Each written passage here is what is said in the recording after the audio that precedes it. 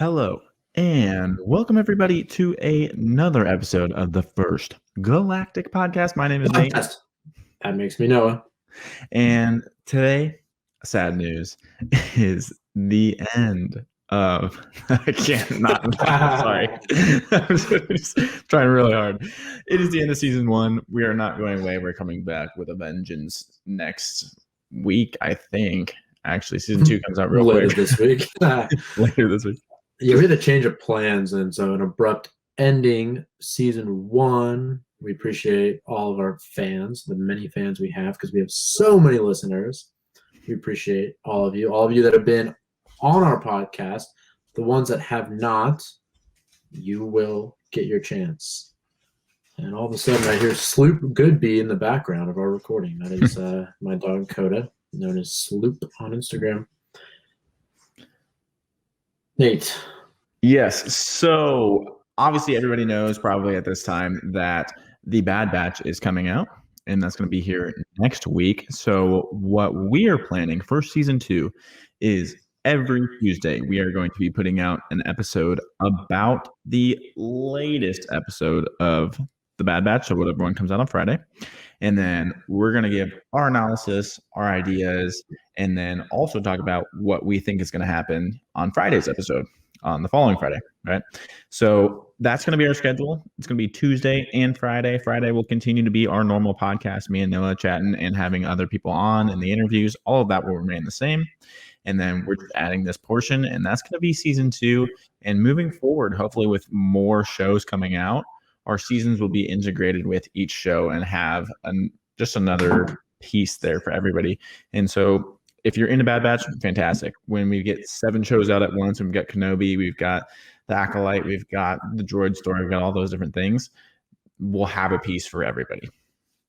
We may have to pod 7 days a week. Yeah, right. Twice on It's going Sundays. to get wild. It's going to get wild. But that's season 2. So in the spirit of the end, I'll let Noah get into it if I want to introduce her real quick. We were going to do the ending of all of the Star Wars movies. Noah, go ahead. Take it away. Introduce. Okay. I guess we're going to call this the end. ... Just like the intro of Star Wars has 4. Ooh, can we just have Palpatine laughing? You know, Sure. how like you think he's dead, but like he's yeah, definitely. So I thought we could analyze the endings of all the movies. Maybe we go in chronological order to how they were made. So we can start with the worst ending of all time, A New Hope. Only the worst ending because there's a medal ceremony, and nobody knew if Star Wars was going to catch on and be a thing. Obviously, it turned into a huge thing, and that was kind of a mistake. But I guess you have to go with what you're given, and you're breaking some ground here with this movie. But I don't know if we're rating them or just analyzing them. But like, that sucked. I agree. Yeah, I think even without the rest of it, it's always been so cheesy to me.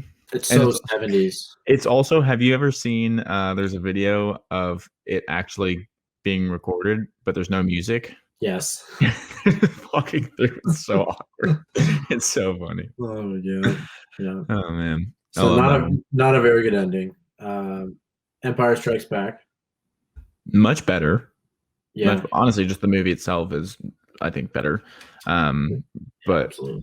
Yeah. But I actually think that's a challenge in itself, because you know how a lot of times sequels just aren't nearly as good in like the sequel trilogy, the sequel of this, because they always have so much hype to live off of. Like, I felt like they nailed it on Empire. Like it was above and beyond better. And I was like, I think they just did so well, and there's just so much. Oh, freaking loved it. But the ending, if we're just taking it straight off the ending, the final scene, right? Is that what we're looking at? You had it pulled up, right? Or I don't have it pulled up, but just off the top of my head, it's Luke gets his hand chopped off.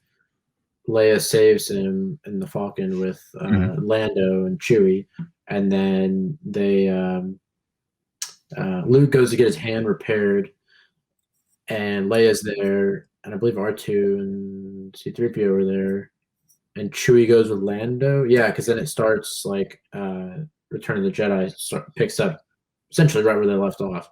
Yes. And Lando brings in Chewie, part of the plan to get Han back. So yeah, so the closing scene, I think if you didn't know anything about Return of the Jedi, that ending scene is like, okay, like it's good. It did everything right. You found out Vader is Luke's father, but it's not. It didn't give me the sense of like, oh, Lando and Chewie are going to go do something like really sick that's going to play a vital role in the franchise. But after you watch Return of the Jedi, then it all makes sense. Yeah, and I think that's the part of a trilogy. I think that's part of like the storytelling of a trilogy. You're in the middle section, so there is no real end because you have to leave it open-ended to fill it all in the last one to have the final story to conclude it. So when you're watching it, if you just watched it 4 or 5, then you're like, well, where am I going with this? I don't really have a sense of anything. It's just almost a feeling of dread. Like if it just stopped there, you'd always just be like, what the hell? Like nothing was completed and it all was bad. I didn't learn anything. And that's what like that third movie is for in that trilogy. It cleans it up, right? Yeah, it cleans up all the things that were missing and brings it all together where the pieces might have been separate and you might not have connected them, but in the third movie you're like, oh, that's where it all comes together. Yeah. To be honest, I think Return of the Jedi is my favorite ending to a movie. Maybe of like, no, not of all time. I love Return of the King, Lord of the Rings, but it's up there in like finishing a trilogy or a series or something because I love the Ewoks. Like, granted, they don't make any sense killing stormtroopers, True. But I love the final celebration and like the dancing and the music and everything. And I do really enjoy like Luke burning, I guess we can say Anakin at that point. He is Anakin again. So I like that. And I think that showed a lot of emotion. So I don't know if we're rating these, but like 9.4 out of 10. There you go. Okay, well, are we going to 1 then? Yeah, we're gonna go back. Back to 1. Okay, so episode 1's ending. You just got the most like we've talked about, the greatest. You've got the battle. You've got Obi-Wan and Darth Maul and Qui-Gon, and you've got Anakin up in space. You've got all 3 going on at the same time. This big, crazy battle. Just so much.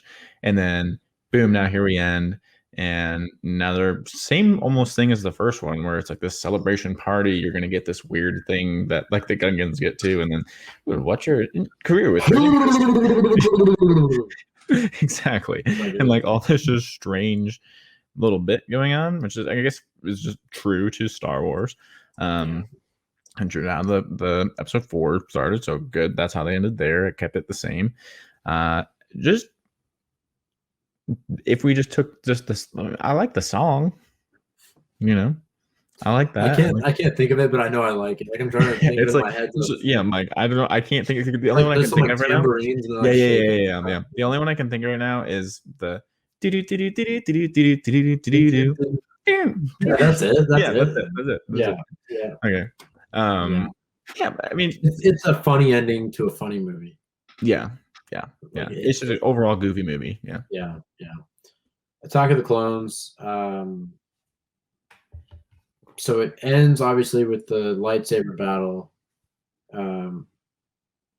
But then the final scene, I believe, is is it Palpy and Dooku talking? Count Dooku flies into Coruscant. Yeah. Right. And then they're talking. Does he show the Death Star plans? I think so. I think there's also something with the clones. There's something. Man, we should have probably watched it beforehand. Now I think about it, but it's for sure Dooku and Palpy. I know that. It's similar to Empire in the sense that it's getting you to the next movie, right? It's just not as good. Yeah, I think we can agree every second movie is not going to be as good of an ending. Right. The first one's going to be decent, and the third one's going to be the best. Hopefully. Revenge of the Sith is fantastic. The whole movie. Well, the best part is Ooba. Luke. That's all I can think of is those two things. The top two female characters of Star Wars. But yeah, I would say that it's just so good. It's just so fulfilling. And you get Obi-Wan. It doesn't make sense how Padme all of a sudden is like at least 7 months pregnant, right? You can't say she's full 9 months, full term, but like in that movie, she goes from like, Annie, I'm pregnant. Oh, yeah. You probably can't tell because I'm like 1 month pregnant and then all of a sudden having kids. Yeah. So weird. Yeah, that part doesn't make sense. I was reading something about like force dyads and then like how the force keeps balance. And part of the reason why she had twins was to balance the force. And was to balance the fact that now there's this, we've got Palpatine, and so there's 2 Sith now. So it's like we are killed off all these Jedi, and the ones that are still existing aren't really fighting against the Sith anymore. They're just trying to survive. And so the Force is like, okay, well, we need this balance. And so so there's going to be twins. Right? That's interesting. So she was probably going to have one. I'm going to say it was Luke and not Leia. She was going to have one, and then because of Anakin turning evil, she was like, now here's the second. Yeah, which is possible because I mean they all seem surprised when she's having twins. It's not like it was a known fact. They're like, it's like, come on, you have how much technology? Right. Now she's getting twins. Yeah. Right. Yeah. So interesting. I don't know where I heard that. Whoever said that somewhere in the Star Wars universe. Good job. Thank you. So great thought. Credit you. Yeah. Credit you. Force Awakens, or Solo, or Rogue One. Let's just go to the main series. So Force Awakens, we've got Han just died. RIP. They just did that battle. The planet's falling apart. The lightsaber. The lightsaber. Rey to Luke. Yeah. I like that. I like that scene. That's the end. I like that island. It's a freaking dope island. Yeah. I like that I like that part because it's visually pleasing. One, but two, it's like feels even more remote than Dagobah. Like Dagobah, you never get the sense of like what it is because they didn't really have technology and CGI to give you a whole planet, right? They just like stuck you in this weird little swamp, which they did a good job with it. But if by today's standards, I mean, not quite there. They also explored Octo a ton for how small it was. Yeah, Last Jedi, like Rey did a lot of stuff on that island versus Luke did like 3 major scenes, and it was him at his camp, him in Yoda's hut, and then him in the cave with Vader. And I feel like Rey had a lot more time on that island. Oh yeah, a lot more time, and then also like you get the montage of Luke going and her following him, right? And then you've got the Jedi tree thing where all the stuff is and the Jedi records are. Then you've got that little area where they were staying. You've got where she was training and doing like she cut the rock, slicing like a rock and a half. Like so weird. Weird, but like no, that's what she did. What else are you gonna cut there? My favorite part though of like the entire island, the scene when Luke sets the temple on fire or whatever, or is going to, and then Yoda comes out and like he's like, here you go. And then he's like, the sacred Jedi text. And Yoda's like, page turners thing. I cracked up when he said that. That's such a dad joke. I like that part, and I like when Luke does his little like fishing. You know where he has that big pole and vaults across and takes it and the X-wing is just sitting down there. You're like, oh, I see you. It's just cool. It's just cool. Okay, I'll get that one as a good ending. It made the beginning of the next one a little. I don't think I liked the beginning of the next one where it just tosses it behind him. Oh yeah. I didn't like that. But going to the end of that one, let's see. We just had Rey use the Force, got everybody out of the place, right? That was Kylo and Luke fighting, and then Luke dying, and Rey's the new Jedi, yeah, and she just moved all the rocks, right, to get I, everybody out, and then I liked it because like the entire movie was like kind of hopeless, right? It was a theme of yeah, like nothing's working, and at the yeah, end, it was still like nothing's working, but at least we're together, right? At least we're gonna get shit on together. So, yeah, I don't mind that ending. yeah. No, me neither. I think we talked about it the other week of the things that they could have done with the Luke story a little bit differently to Mhm. kind of enhance that. But ending wise, I thought it was good. I thought it led you right into the next movie where you're like, okay, well, now I have an open end to see what's going to happen here, right? And they could play with anything. I feel like they didn't trap themselves in a corner of this has to be Yeah. the next step to get people out or to save something. Like I felt like they Do you agree that the beginning of Rise of Skywalker is the worst beginning of the movies? with like Kylo on Mustafar. And then just jumping straight into Palpy. Like I love the Palpy scene because it's like, oh, this is scary as shit. But like no explanation. Obviously, that's the Ryan Johnson to J.J. Abrams like fiasco that's happening. But like that Mustafar scene, like you don't know that's Mustafar unless you get told that by someone else or you read Exactly. that somewhere or whatever. Like the average Star Wars fan does not know At the where that start, they is. had no clue. Yeah, and even today, probably still don't know what it was. I think I like Indiana Jones. I love Indiana Jones, and I think Mhm. that idea of like when Indy is that beginning scene where he's replacing the little idol and he has to do the sand and the big boulder falls down Mhm. and Jason has to Mhm. escape and get out of there, right? Like you're kind of just thrown into this temple in this jungle and that, but you get like a sense of him having some purpose of doing it. Right. Whereas that scene, you just have an angry guy killing these people, grabbing this thing. You don't know what it is. There's no challenge to it. He just takes it, Mhm. sticks in the plane, flies off, right? Like exactly what you're talking about, where it's like, that's I don't know, a visually stimulating intro. Exactly. And that's what Disney like failed with is let's just make this look cool but not give any like story to it. And I Like think the problem was that there was no point to it. So they were like, well, it just has to look cool, right? Because there's no point to that part. You could have just said he had it somewhere. You could have explained that some other way, and it would have been just as good of a mhm. story piece because his piece wasn't story driven. So it's just a visual. That's the only other option they had. Do you think we're gonna get a Kylo spinoff or see him in something else? I don't know because besides him going and killing everybody, he just goes straight to who's Snoke. So I mean, the only thing you'd really have is him with the Knights of Ren. I could see that as like a animated series. Yeah, I could see it being done in an animated series because I I don't think mean, it would get live though. yeah, Adam Driver kind of like grew up quite a bit from the first movie to the last one, and like he got bigger. He definitely aged, right? He was like maybe 30 when he started the first one, and then by the end was like, I don't know, what is that, 35, 36, where you can tell he's a bit older.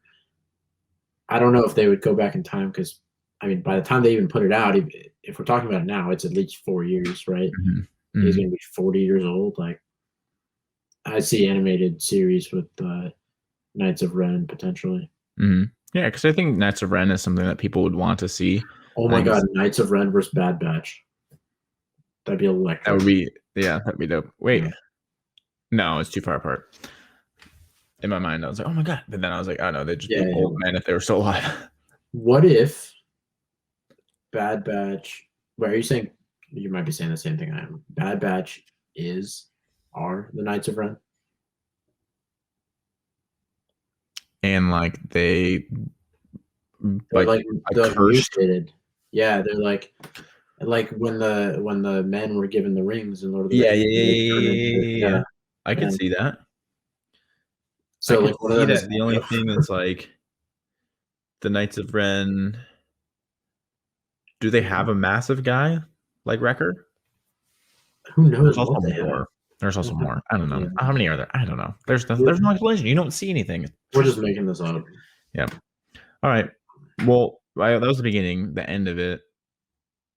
I mean, the end of it's just it needed some faces of the Jedi that are talking to Rey. Otherwise, like, never trust someone who falls down anything in Star Wars because Kylo comes back up, right? True. That's not quite the end though. Remember, the end is like the celebration.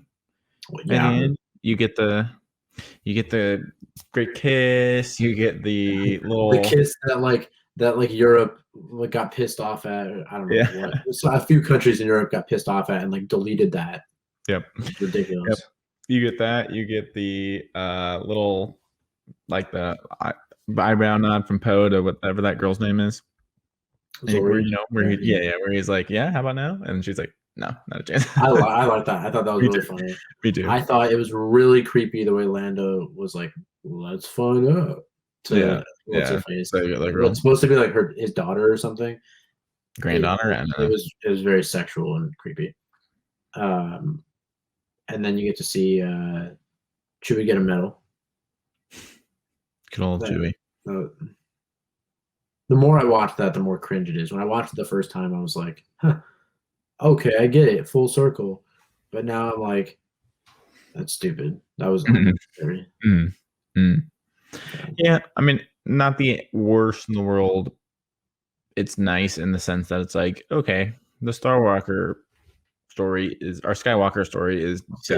Starwalker? I Starwalker. I meant Star Wars, and I was just Skywalker story is now done. The Starwalker saga. That's what that episode's being called. The Starwalker saga. Yeah. But yeah, you get a good ending to it. I think that's a great ending, and I think that leads us right into the segue of our ending. So it's been great. Season 1. I'm excited for season 2. That was fantastic. Thank you guys. We have our heading. Here we go. Pew! And website is up and live for you guys to go check out. By the way, you can listen to all the podcasts. You can listen to everything we've got. You can join in season 2. We're opening it up to lots of folks for you guys to be able to give your input on the Bad Batch, your input on specific episodes. You can even be on our Friday pods where you are a guest and we talk about anything. And if you have great ideas and you want to share about the Bad Batch or another show that's coming out or something that's secret inside that nobody else knows, or at least that you think nobody else knows, love to have you guys. And it is a link in our Instagram bio, a link in our Twitter bio, link ever you got, or you can just go to thefirstgalacticpodcast.com. We want you on the show. We need you on the show. Help me, Obi-Wan Kenobi. You're my only hope. Nice. Where Star Wars Poetry did. Yes. I'm going to mention him in every pod now. Perfect. Star Wars Poetry, shout out. Everybody else, we will see you guys next week, or actually Friday, start of season 2. My